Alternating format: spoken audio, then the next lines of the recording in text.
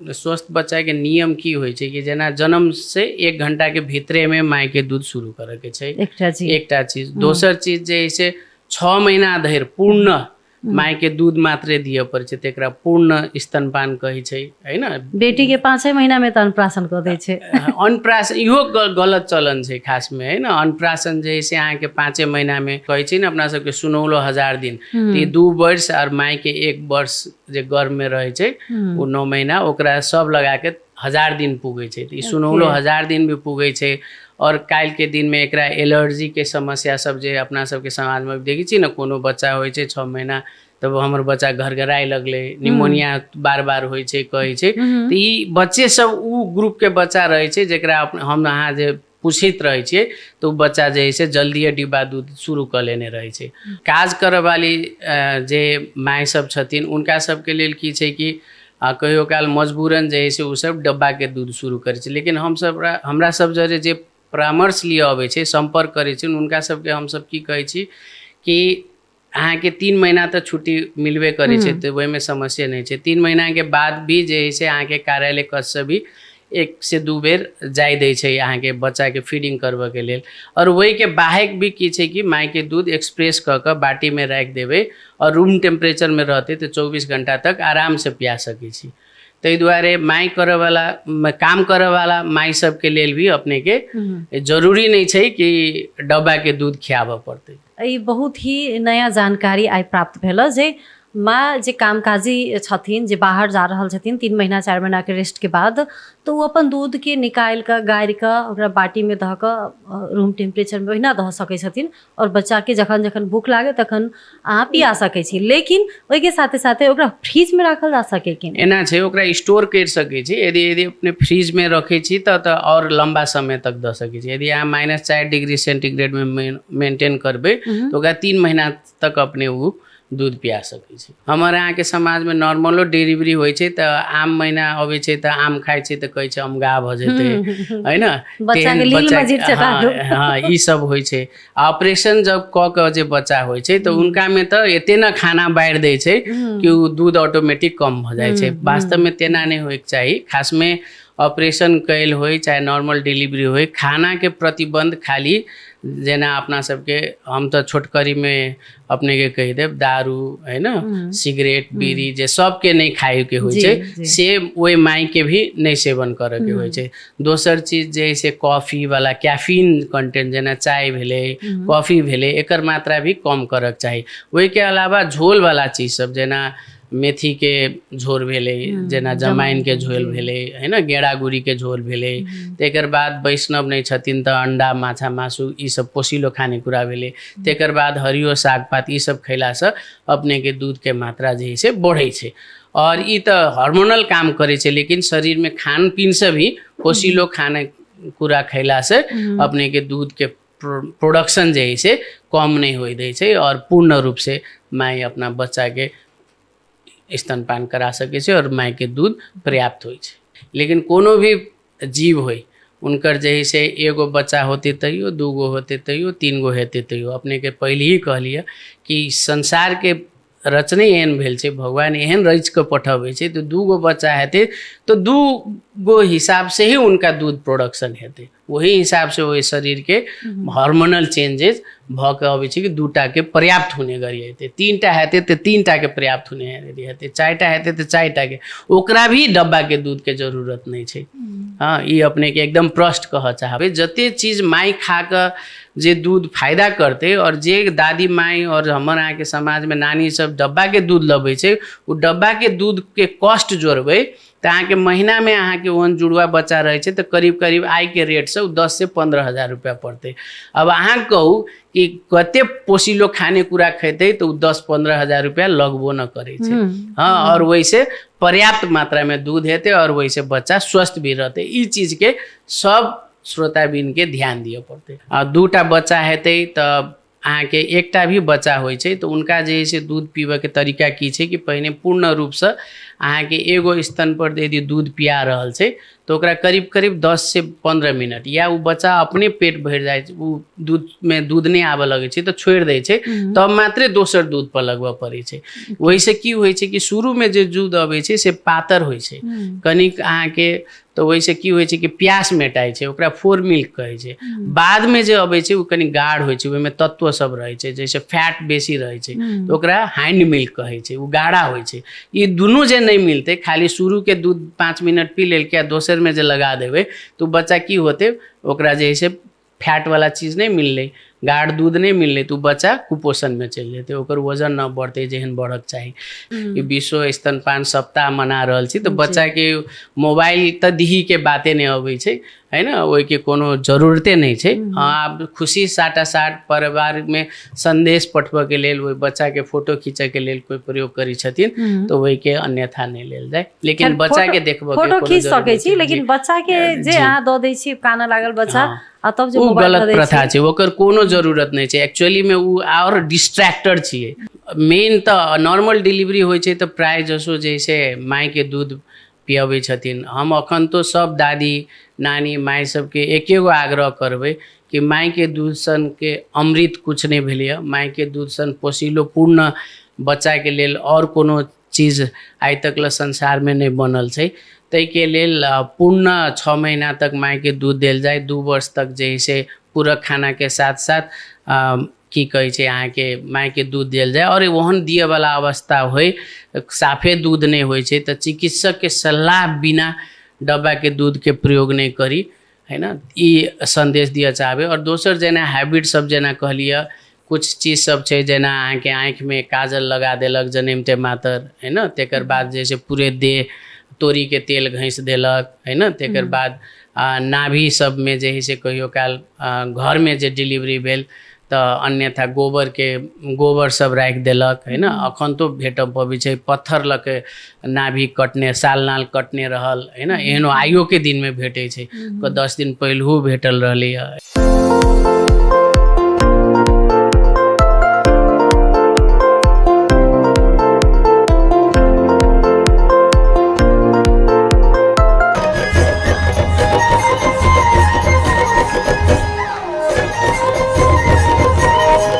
माय के दूध केवल भोजन नहीं, बच्चा के सुरक्षा कवच अछि। नमस्कार, स्वागत अछि गायत्री संग गपशप में।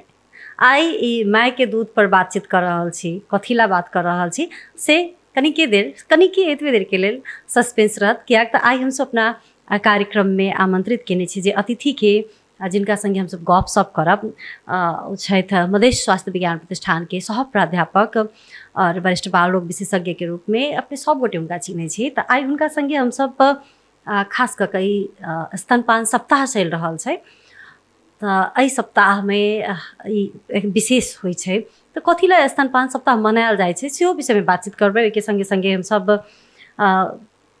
गर्भवती महिला के पेट में बच्चा से लऽ कऽ बच्चा के डिलीवरी भेला के बाद जे बाल बालिका के एकटा एज तोकल गेल छै, ओहि सब में ओहि बच्चा सब में केहन केहन समस्या सब देखल जाइ छै, स्तनपान करेला पर केना करायल जाए, वा वैक्सीन सबके विषय में सेहो हमसब बातचीत करे के प्रयास करबै, गपशप करे के प्रयास करबै। तऽ हमसब अपना कार्यक्रम में आमंत्रित करै छी वरिष्ठ बाल रोग विशेषज्ञ डॉक्टर लव कुमार शाह के। अपने के स्वागत अछि। नमस्ते।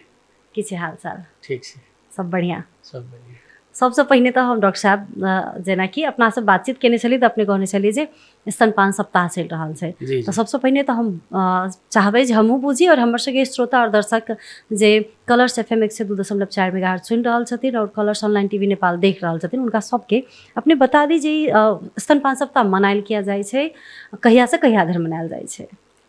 नमस्ते, हम डॉक्टर लव कुमार शाह। स्तनपान सप्ताह जे है से अहाँके हरेक वर्ष अगस्त 1 से लऽ कऽ अगस्त 7 तारीख तक मनायल जाइ छै। और ई कई लागी मनायल जाइ छै कि अभी भी एते मनैला पर भी और एते अहाँके सब कोई के महत्व था होइतो भी बहुत नवजात शिशु सब जे है से पूर्ण रूप से स्तनपान नहीं करै छै, ओहि के कारण से ही ओकरा संवर्धन करे के लेल, कोई स्तनपान कराबे के लेल स्तनपान कक्ष सबके व्यवस्थापन करे के लेल एहि प्रति जे है से आम जनता के विश्व के बहुत सारा देश में आके एकरा जे है से मनायल जाए छे अगस्त 1 से अगस्त 7 तारीख तक। स्तनपान कक्ष के तो खैर महिला अधिकार कर्मी सब वा जेडसी के लॉबिंग करे वाला सब तो बात उठाइए रहल छै, लेकिन एकटा बच्चा के सर्टेन एज होइत होते जे एतेक दिन तक बच्चा जन्म ल क एतेक दिन तक ओकरा स्तनपान करायल जाए, ओहिके बाद संगे संगे की सप्लीमेंट्री सब देल जाए छे से सब से कनिक आरो विस्तार में के देल जा। खास में स्तनपान जे करे छे माय के दूध पीबे छे ई बच्चा जन्मला के 1 घंटा भितरे में शुरू करવું पड़े छे, चाहे वो माध्यम नॉर्मल डिलीवरी हो या सेजेरियन सेक्शन जेकरा अपना सब ऑपरेशन क के बच्चा होय छे कहे छे से 1 घंटा भितरे में शुरू करे पड़े छे। और एकरा जे से 6 महीना धरि आके सिर्फ माय के दूध दिए पड़े छे, लेकिन माय के दूध आयले नहीं रहे छे 1 घंटा भीतर में एना होय छे। उ की होय छे कि जनमानस में कॉन्सेप्ट होय छे, यदि कोनो भी माय जे से बच्चा के जन्म दे छे चाहे वो आदमीए कैला नहीं होय या कोनो जनावरे कैला नहीं होय, चाहे गाय चाहे भैंसी कहियो है ना, तो की होय छे कि वही संरचना बनले एहन रहे छे कि दूध आभी के छे, कनिक समय जरूर लगे छे। जेना शुरू में जैसे अपना सबके आदमी के बात कर रहल छी जेना, तो ओहि में जैसे माय के दूध जे अबै छे से कनि बाकलो होय छे है ना, कनिक मोट होय छे, गाढ़ होय छे आ कनिक पियर का जेकरा अपना सबके भाषा में बियौती दूध जे कहै छी क्लोस्ट्रम कहै छे हमरा सब में, उ खास जैसे एकदम कम अबै छे शुरू में, तेकर बाद उ एकदम महत्वपूर्ण भी छे, उ पहिल खोप छी बच्चा के लिए तते महत्वपूर्ण छी उ है ना। शरीर के बच्चा के नवजात शिशु के काल के दिन में बीमार नहीं होय लागी है ना, जे खोप जे हम अहाँ लगवा जाए छी तो दूधे खोप के काम करे छे, उ तते इम्पोर्टेंट छी है ना। तेकर बाद जैसे अहाँ के जे कहलिए माय के दूधे नहीं अबै छे तो 2 दिन तक अहाँ के शरीर माय के हार्मोनल चेंजेस होय में टाइम लगे छे, और जखने जखने अहाँ शुरू करबे 1 घंटा में और बच्चा दूध जे पिए लगे छे तो वैसे जे से अहाँ के शरीर में हार्मोन के चेंजेस आवे लगे छे और दूध ऑटोमेटिक जैसे जखन जखन बच्चा पिए छे ओकरा पूर्ण रूप से पूगज ओकर दूध आबै छे। ई एकटा शुरुए से हम सब तो डॉक्टर साहब संगे दोसर चैनल में से बातचीत केने छी, और शुरुए से हम सब ई बात ई कंसेप्ट क्लियर करऽ चाहैत रहे छी जे अखनो सिजेरियन सेक्शन में कहल जाए नॉर्मल डिलीवरी वाला के तो 1 घंटा 2 घंटा के भीतर में देलक बच्चा के पिया वाला, लेकिन सिजेरियन सेक्शन के अखनो की कहे छी जे एक गलत कंसेप्ट छे जे एक तो ओकरा ऑपरेशन भेल छे ओकरा कहाँ से तो दूधे सुखि गेल, ओकरा तो तते दवाई पड़ले शरीर में जे एक कंसेप्ट छे से कहे छी तते दवाई पड़ले जे ओकरा दूध कहाँ से आते, मतलब जे केयर टेकर के भूमिका में ओते रहे छथिन वा घर परिवार के लोग रहे छथिन उहे सब बच्चा के माय के एक संग नहीं होबो दै छथिन। सबसे पहले तो की बुझ पड़ले कि कोनो भी माय जे होय छे किशोरी अवस्था से लकर शादी होय छे तब माय होय छे तो पहले से ही उनका जैसे एगो स्त्री रोग विशेषज्ञ डॉक्टर साहब देखित रहे छथिन है ना, उनका सब कुछ बतेने रहे छथिन जे हमर अहाँ के समाज में की छे जेकरा दादी कहियो मौसी कहियो नानी कहियो इनका सबके दिमाग में कहाँ से घुस गेल छे कि ऑपरेशन करे छे तो दूधे नहीं होय छे है ना। ई बहुत बड़का ई अहाँ के अभी एते तक छे कि कानून एकर स्तनपान के अहाँ के डब्बा के दूध जे से प्रचार नहीं कर पावे छे है ना, कोई प्रिस्क्राइब न कर पावे सके छे जाले तक ओकरा एगो चिकित्सक सलाह नहीं दे छे तब तक।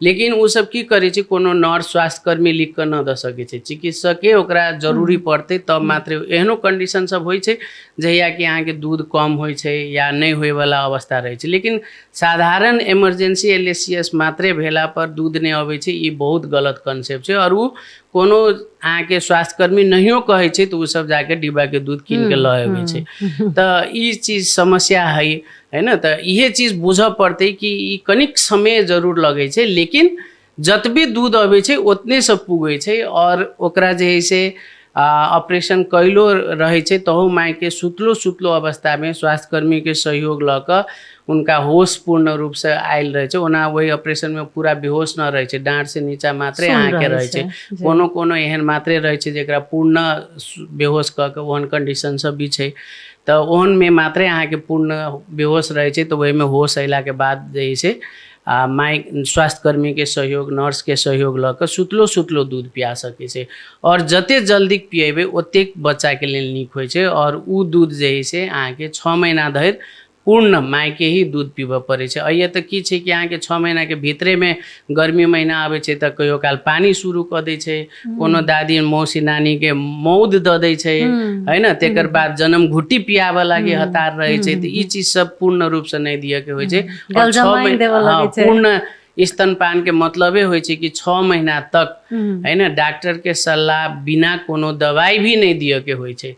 तो 6 महीना तक माइए के दूध जे है से ओकर पूर्ण खाना छिए, है न। पूर्ण उनका चाही जते शरीर में चाही तै के लेल ओकरा जे है से लड़ऽ के क्षमता बढ़बऽ के लेल से तत्व सब रहे छै। और पोषण भी वही अनुसार से पूर्ण रूप पोषण छिए। 6 महीना के बाद पूरक खाना के साथ साथ 2 वर्ष या 2 वर्ष से कनिक दिन बेसी तक अहाँके भी माय के दूध पियाबऽ पड़ै छै। ते से छी। आप शायद हमर सबके जे हमरा सबके बाद वाला पुस्ता सब जे कार्यक्रम देख रहल छी तऽ कृपया अपने सब आप जे कतौ जायब आ एहन अवस्था देखबै जे किनको सिजेरियन सेक्शन के बाद देखबै डिब्बा के दूध किने तऽ रोकब। कम से कम उ बच्चा के भविष्य के लेल, बच्चा के स्वस्थ बच्चा रहे, बच्चा नीक होय काल्हि के दिन में, उ डिब्बा के दूध सन के डिब्बा के बच्चा नहीं बन जाए तहु दुआरे। डॉक्टर साहब, स्वस्थ बच्चा के लेल स्तनपान के लेल कोनो तेहन नियम सब छै? अपने के एगो चीज एहिमे की और थप कह चाहे छी कि जेना स्वस्थ बच्चा के नियम की होइ छै कि जेना जन्म से 1 घंटा के भीतरे में माय के दूध शुरू करे के छै, एकटा चीज। दोसर चीज जे है से 6 महीना धरि पूर्ण माय के दूध मात्रे दिए पड़े छै, तेकरा पूर्ण स्तनपान कहै छै, है न। बेटी के 5 महीना में तो अन्नप्राशन कर दै छै। अन्नप्राशन इहो गलत चलन छै खास में, है न। अन्नप्राशन जे है से अहाँ के 5 महीना में। दोसर जे है से जे माय काम करै छथिन उनका सबके 3 महीना मात्रे सरकारी विदा देनाइ, है न। ई चीज सब पर भी अभी महिला अधिकार कर्मी सब बाजि रहल छथिन। तेसर जे 2 वर्ष धरि पूरक खाना के साथ साथ भी माय के दूध दिए पड़े छै। ई समाज में जेना 2 वर्ष एना जे नियम फॉलो कैने रहे छै तेकरा जे है से अपने के विकास बढ़िया होइ छै, है न। बुद्धि भी जे कहै छै न अपना सबके 16,000 दिन, तो 2 वर्ष और माय के 1 वर्ष जे गर्भ में रहे छै वो 9 महीना ओकरा सब लगा के 1000 दिन पुगे छै। तो 16,000 दिन भी पुगे छै। और काल्हि के दिन में एकरा एलर्जी के समस्या सब जे अपना सबके समाज में देखै छी न, कोनो बच्चा होइ छै 6 महीना तब हमर बच्चा घरघराए लगले, निमोनिया बार बार होइ छै कहै छै। तो ई बच्चे सब उ ग्रुप के बच्चा रहे छै जेकरा हम अहाँ जे पूछित रहे छिए तो बच्चा जे है से जल्दिए डिब्बा दूध शुरू कर लेने रहे छै। काज करे वाली जे माय सब छथिन उनका सबके लेल की छै कि कहियो काल मजबूरन जे है से उ सब डब्बा के दूध शुरू करे छै। लेकिन हम सब हमरा सब जरे जे परामर्श लिए अबै छै, संपर्क करे छै, उनका सबके हम सब की कहै छी कि अहाँ के 3 महीना तक छुट्टी मिलबे करे छै तो ओहि में समस्या नहीं छै। 3 महीना के बाद भी जे है से अहाँ के कार्यालय कक्ष से भी 1 से 2 बेर जाय दै छै अहाँ के बच्चा के फीडिंग करबऽ के लेल। और वही के बाहेक भी की छै कि माय के दूध एक्सप्रेस क के बाटी में राख देबै और रूम टेम्परेचर में रहते तो 24 घंटा तक आराम से पिया सकै छी। ताहि दुआरे माय करे वाला काम करे वाला माय सब के लेल भी अपने के जरूरी नहीं छै कि डब्बा के दूध खियाबऽ पड़तै। ई बहुत ही नया जानकारी आइ प्राप्त भेल जे माँ जे कामकाजी छथिन, जे बाहर जा रहल छथिन 3 महीना 4 महीना के रेस्ट के बाद, तो वो अपन दूध के निकाल के गारि के ओकरा बाटी में दह के रूम टेम्परेचर में ओहिना दह सकै छथिन और बच्चा के जखन जखन भूख लागे तखन अहाँ पिया सकै छी। लेकिन ओहि के साथे साथे ओकरा फ्रिज में राखल जा सके कि एना छै, ओकरा स्टोर कर सकै छी। यदि अपने फ्रिज में रखे छी तो और लंबा समय तक दे सकै छी। यदि अहाँ -4 डिग्री सेंटीग्रेड में मेंटेन करबै तो ओकरा 3 महीना तक अपने वो दूध पिया सकै छी। तो डब्बा के दूध में पैसा से हो नहीं जेते और बच्चा से बुलंद रहते। और एगो संदेश और इहो दै चाहे छी कि कोनो संसार के कंपनी कतबो विकास हेतै त माय के दूध सन उ कहियो न बन सकै छै। न माय के दूध में जे लड़े के क्षमता के लागी जे तत्व रहे छै, जे पूर्ण रूप से स्वस्थ रहे छै, पूर्ण होय के रहे छै। अहाँ के इहो कह चाहे छी कि जहिना कहियो काल बच्चा सब जे छै महीना नहीं पुग के भी जन्मे छै तो ओकरा वही हिसाब के दूध ओहि माय के दूध से अबै छै, जैसे कि ओकर विकास भी जल्दी जल्दी होय। वो तत्व मिलाइए के भगवान जे से बनेने छथिन एहन कि ओकरा वही हिसाब के दूध वही माय भूते अबै छै, है ना। तो ई एकदम एकर कोई कंपेयर नहीं कर सके छै, कोनो संसार के कंपनी न बना सके छै। ई सिर्फ माय के में मात्रे नहीं लागू होय छै। यदि गाय के कोनो बाछा दै छै तो गाय जे दूध दै छै तो बाछे के लागी दै छै, भैंसी के बच्चा के पिएबी तो फिर उ न काम लगते। तै दुआरे उ सब कहियो डब्बा के दूध न पिए छै, है ना। लेकिन हमर अहाँ के दुर्भाग्य एते छै कि आदमी सबसे बुझे वाला छै, फिर भी अपने हमर अहाँ के धिया पुता और एहि समाज के धिया पुता जे है से डब्बा के दूध पी रहल छै और माय के दूध जे है से दूध अबितो में दूध नहीं अबै छै कहि के अहाँ के डब्बा के दूध पियाबी विडम्बना छै। ई सच्चे विडम्बना छै। हम तो बहुते ठाम देखने छी, बहुते हॉस्पिटल सब में देखने छी जे बच्चा जन्म लेलकै, प्रिस्क्राइब भेल नहीं छै और डिब्बा के दूध किना के अबै छै, तुरंत घुरा के तुरंत बच्चा के पिया दै छै और माय के अब दूधे नहीं आ रहल है, एबे नहीं करते 2 दिन 3 दिन के बाद। तो इससे कहीं का एकटा गलत जे कंसेप्ट क्रिएट भ गेल छै, बैसल छै बहुते दिन से, ई गलत कंसेप्ट के हटावा के छै। और डॉक्टर साहब जेना शुरू में कहलखिन जे बिगौती के दूध जे होय छै उ देबे तो अमृत के काम करते और माय के दूध तो विदेश में भी पियावा लागल छै। तो हम सब अपना देश में जे हमर सबके पुरखो दर पुरखो से चलि आयल जे परंपरा छै, जे अपना बच्चा संगे माय के जे एकटा रिलेशन छै, काक के दूध पियावा के, पेट में राख के, ओ रिलेशन ब्रेक तो नहीं होबक चाही छलैया। डॉक्टर साहब जेना कि बच्चा सब दूध पीलक सुति गेल, दूध पीलक सुति गेल, तो ओकर की आवर रहे छै दूध पियावा के, एते घंटा में उ दूध पीते कि ओकरा जखन भूख लगते कानते तो ओकरा पिया देल जाते? खास एना छै बच्चा सबके उ एकटा तो कहिए देली जन्म से 1 घंटा भीतर में दै छै और बच्चा सबके पेट तो छोट होय छै ना, ताहि दुआरे उ कमे कमे दूध पियै छै। तो वो प्राय करके ओहन समय घड़ी नहीं देख के पियाल जाय छै। जखन बच्चा कनल के, है ना, जखन बच्चा माय दिसन तकै छै, जीवर चपर चपर करे लगे छै, उ अपनहु माय भेल छियै तो अपनहु देखने हेबे धिया पुता के कि जखने भूख लगे छै तो मुंह चलबे लगे छै, एहन रंग के साइन सब अबै छै। तो मतलब बुझ पड़ले कि बच्चा के दूध चाही। प्राय करके अहाँ के 24 घंटा में 8 से 12 बेर तक कहे छै दूध दिए के लेल, ठीक छै। घड़ी यदि अपने देखबै तो, नहीं तो एक्चुअली ओहन घड़ी देख कर नहीं कहे छै, एकरा ऑन डिमांड फीडिंग कहे छै। बच्चा के जखन भूख लगले तखन दियौ, है ना। तेकर बाद जे से अहाँ के और की बुझ पड़ले कि यदि कोनो बच्चा जे है से दूध पील के और 4 घंटा तक सुतले रह गए तो ओहन में उठा के दूध पियाबे पड़े छै। और दोसर चीज की बुझ पड़ले हमर अहाँ के समाज में की छै कि भरि दिन तो अहाँ के दूध पियाइयो दै छै माय के, और रात में जे है से सुत के बानी छै ना 8 घंटा के, हमर अहाँ के तो ओहन बन गेल रहे छै चक्र। लेकिन बच्चा के तो 2 घंटा में पेट छोट रहे छै तो 2 घंटा में भूख लाग जाय छै। तो ओहन अवस्था में की करे छै कि हमर दूधे नहीं अबै छै रात के कहि के, तखन के रात में डब्बा के दूध पिया दै छै। एक्चुअली ई नहीं करे के छै। रातों में जे है से प्रत्येक 2-2 घंटा पर 4 घंटा पर जखन बच्चा कने छै तखन रातों में दूध पीबे पड़े छै, और ऐसे माय के और फायदा होय छै। और दोसर चीज की छै कि खुशी मुद्रा से दूध पियाबे पड़े छै। जते माय खुशी रहे छै, स्वस्थ रहे छै, और जते तो वैसे की होय छै अहाँ के प्रोलैक्टिन हार्मोन जे से रिलीज होय छै, और रात में ऐसे एहि के कारण से और दूध अबै छै और बच्चा के लेल और ई फायदा होय छै। ग्रेट। ई जे किचकिच रहे छै मन में, उ किचकिचाहट हटा के बच्चा संगे के एकटा सामीप्यता जे छै से मायो के फायदा करे छै और बच्चों के फायदा करे छै। और वैसे ओतबे बात नहीं छै, काल के दिन में जे है से स्टडी अध्ययन सब ई देखा रहल छै कि जे बच्चा माय के दूध पूर्ण रूप से जे नियम हम अपने के कहलिए 1 घंटा भीतर में 6 महीना धरि 2 वर्ष तक और तुरंते पी छै, तो ऐसे की छै कि माय और बच्चा के संबंध भी आत्मीयता भी बढ़ावे छै, और ई ओकर विकास के भी अहाँ के गति जे है से बढ़ावे छै और नीक समधुर संबंध होय छै। जे नहीं पीने रहे छै ओकरा जे कहे छै ना बुढ़ारी में धिया पुता दुख दे छै फलना के एना, तो वो भी अध्ययन अहाँ के देखा रहल छै। लेकिन पहिने के लोग सब तो पियावे छले। जी जी। खैर तो संस्कार पर भी डिपेंड करे छै, और एकटा अध्ययन भी कहि रहल छै। तो तहु दुआरे हम तो तखनो कहलिए जे माय और बच्चा के रिलेशन जे छै से कायम रहक चाही, वही में नयापन वा वही में आधुनिकता नहीं हावी भ जाए चाही। डॉक्टर साहब जेना कि नया अभिभावक बनल छै तो सब चीज के एक्सपीरियंस तो रहे नहीं छै, तो उ जे अपन बच्चा के केयर करथिन तो मुख्य 2-3 टा चीज की ऐड क देल जाए, जेना उ तो करते होइथिन केहुना नहीं, लेकिन आरो 2-3 टा चीज कर दिन तो बच्चा एकदम स्वस्थ रहते और माँ बाबू एकदम खुशी रहथिन। पहिल चीज तो कहिए देली कि सबसे पहले एकरा तो नहीं बिसर के छै कि माय के दूध पियावे के छै, से चीज नहीं पियावे, उ नहीं बिसर के छै। दोसर चीज जैसे माय के दूध पीबे काल में भी अहाँ के हाथ साफ क के है ना, साबुन पानी से धो के पीबे पड़े छै है ना।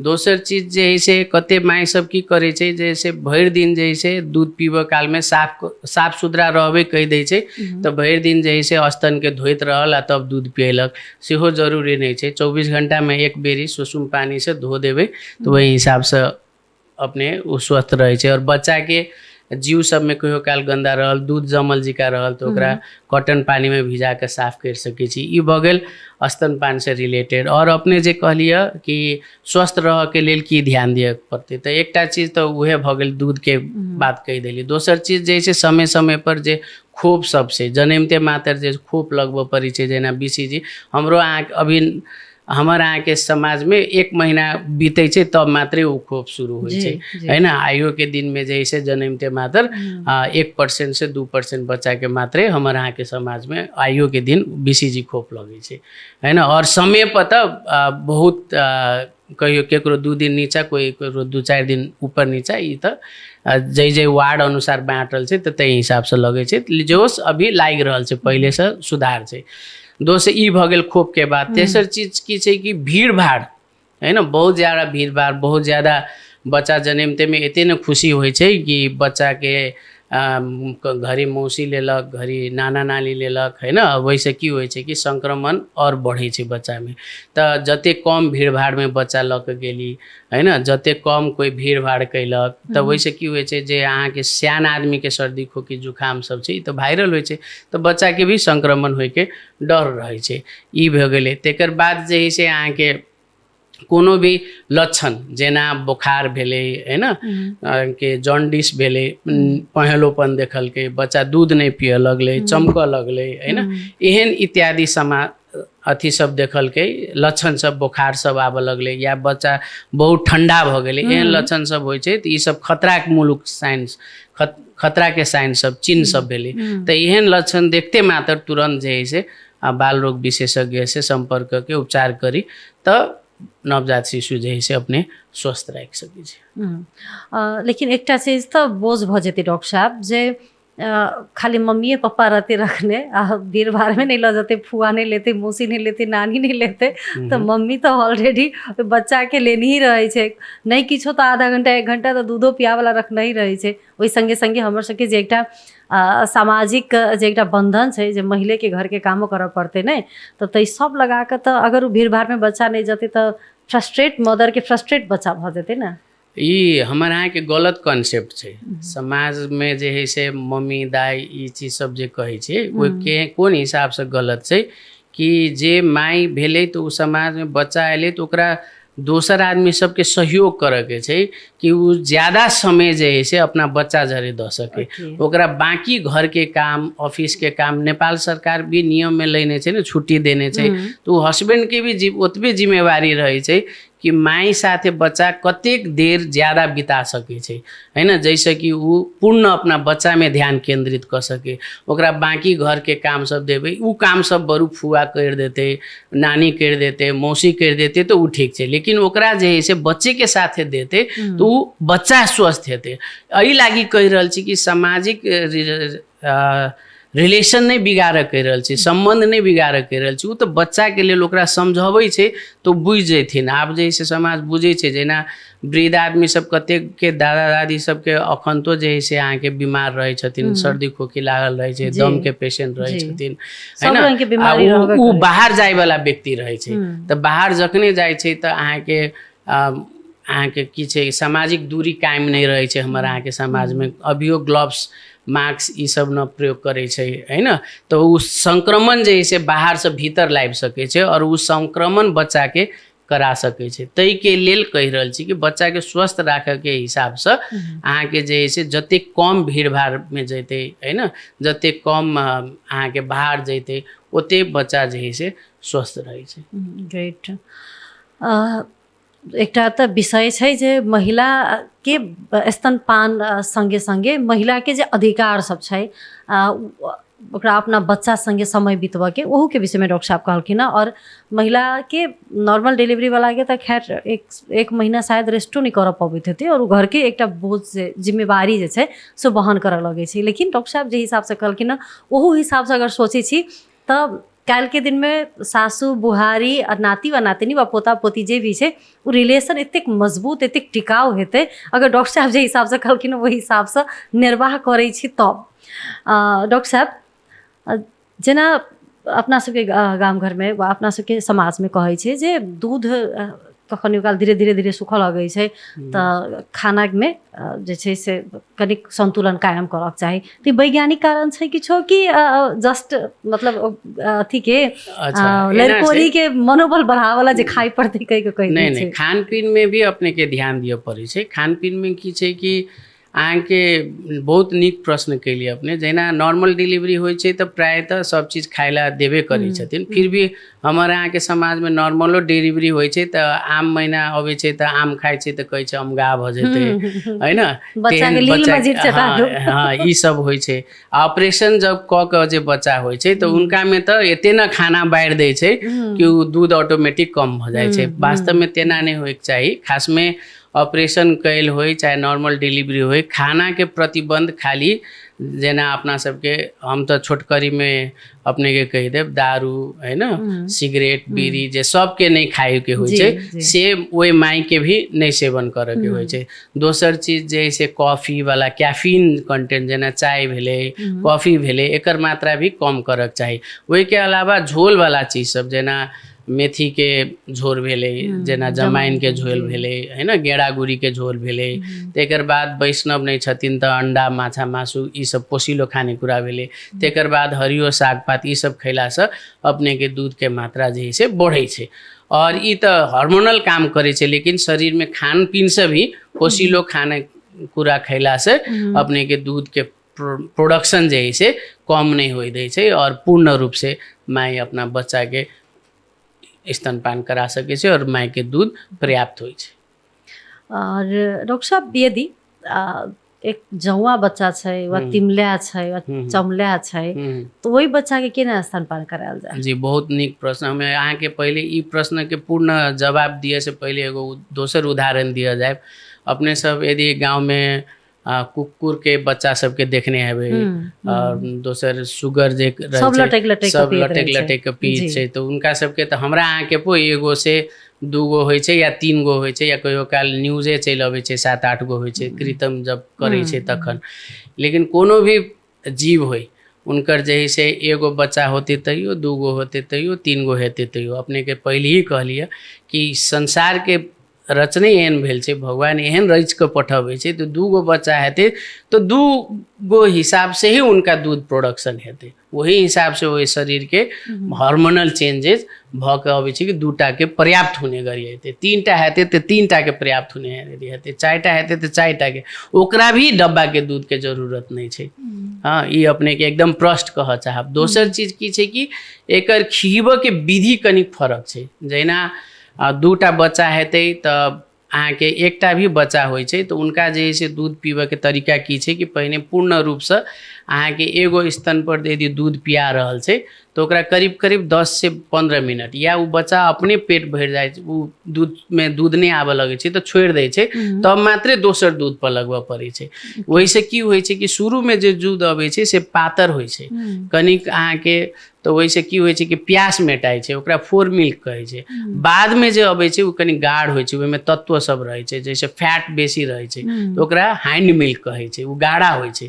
ये दुनू जे नहीं मिलते खाली शुरू के दूध 5 मिनट पी लेल के दोसर में जे लगा देवे तो बच्चा की होते ओकरा जे से फैट वाला चीज नहीं मिलले गाढ़ दूध नहीं मिलले तो बच्चा कुपोषण में चल जेते ओकर वजन न बढ़ते जेहन बढ़क चाहिए।